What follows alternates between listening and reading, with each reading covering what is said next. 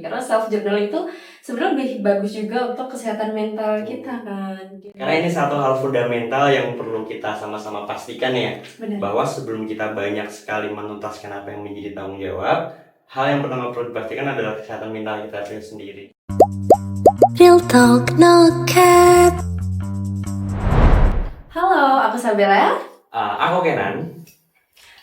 Selamat datang di podcast kami Real Talk No Cap. Nah, hari ini kita kedatangan bintang tamu. Bisa memperkenalkan dulu? Baik, selamat siang ataupun dimanapun teman-teman berada. Saya Kenan Givari, saya mahasiswa FISIP, khususnya Prodi Ilmu Administrasi Negara. Oke, terima kasih. Jadi kita hari dengan Kenan ya. Kita topiknya adalah kok bisa sih? Kebiasaannya apa ya? Nah, di sini kita akan bahas kebiasaan-kebiasaan kecil yang dimana bisa membangun pribadi kita yang mungkin lebih baik dari 1 tahun yang lalu nih teman-teman. Nah, bisa disebutkan ya nanti dan bisa dibicarakan lah sama saya dan teman-teman di rumah semuanya. Kenan ini berarti bukan asli Solo ya?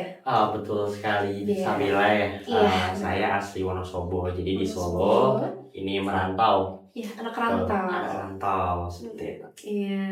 Tapi berarti backgroundnya ini sudah aktif berkegiatan dari zaman sekolah, dari zaman SMA kah? Betul sekali, jadi memang untuk aktif berkegiatan ya, jadi bisa disebut dari zaman MTS saya, dan juga dilanjutkan semangat itu di jenjang SMK, sampai akhirnya saya merasa ada suatu hal yang kurang barangkali ketika saya tidak aktif di kampus, maka kenapa akhirnya saya memutuskan untuk kembali untuk aktif organisasi atau berkompetisi di lingkungan kampus. Oke, begitu. Berarti ini kan dengar-dengar katanya sekarang sedang menjabat menjadi Pres BEM? Iya, seperti itu. Jadi Pres BEM. Nah, berarti sibuk banget ya setiap hari? Sebetulnya untuk sibuk atau tidaknya itu sangat-sangat tentatif dan fluktuatif ya, naik turun, karena kadang ada banyak sekali hal insidental yang sebelumnya itu barangkali tidak kita planning ataupun tidak masuk ke dalam apa yang kita jadwalkan toh, misal dalam 1 minggu ataupun dalam 1 bulan. Jadi kadang dihadapkan dengan hal-hal insidental seperti itu. Oke, berarti sudah terbiasa dengan dinamika kehidupan yang cukup cepat. Ya, Nah, lumayan.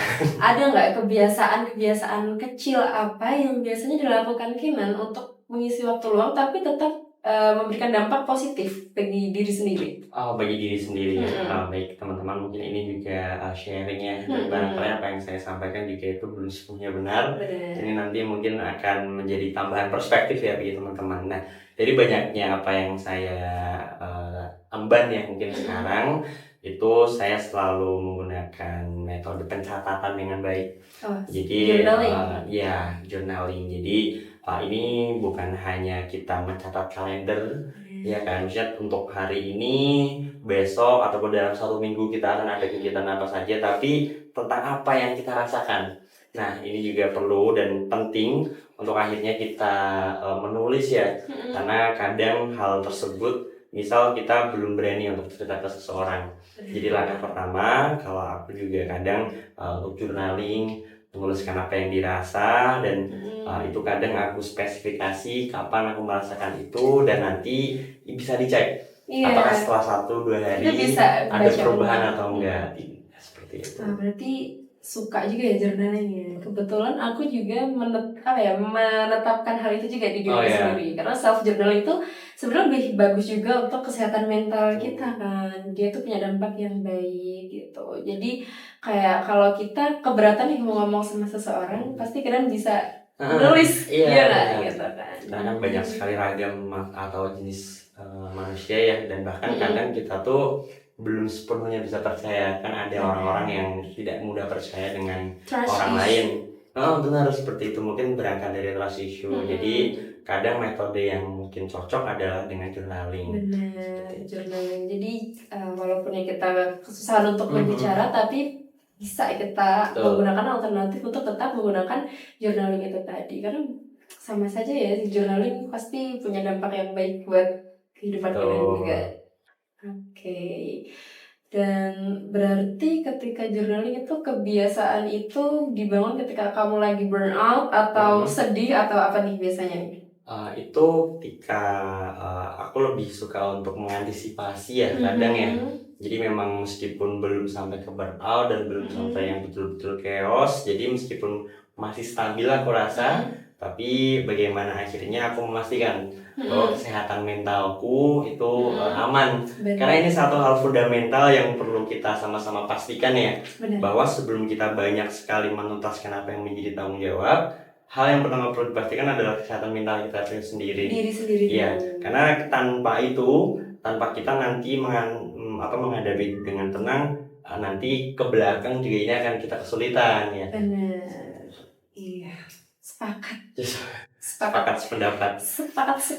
Karena memang itu ya, kita kan berinteraksi dengan banyak orang dan kita bertemu dengan banyak sifat dan karakter seseorang. Nah, itu pasti juga terkadang bisa menguras energi juga kan. Nah, itu pasti ada, nggak semua orang itu seperti apa yang kita bayangkan. Jadi mungkin bisa membuat mental lelah juga. Nah, salah satunya kita bisa melakukan self journaling itu tadi, yaitu kebiasaan-kebiasaan kecil yang bisa kita terapkan namun tetap membangun diri kita untuk menjadi lebih baik tentunya. Tidak menjadi, mungkin dengan hal itu bisa menjadi kita yang tidak meledak-ledak, lebih terkontrol lah katakanlah ya, walaupun memang gak harus cerita dengan orang lain. Mungkin itu tadi yang kita bahas bersama Kak Kinan pada sore hari ini. Oke, kita bisa ucapkan selamat tinggal kepada teman-teman dan terima kasih sudah menyaksikan. Bye. Terima kasih.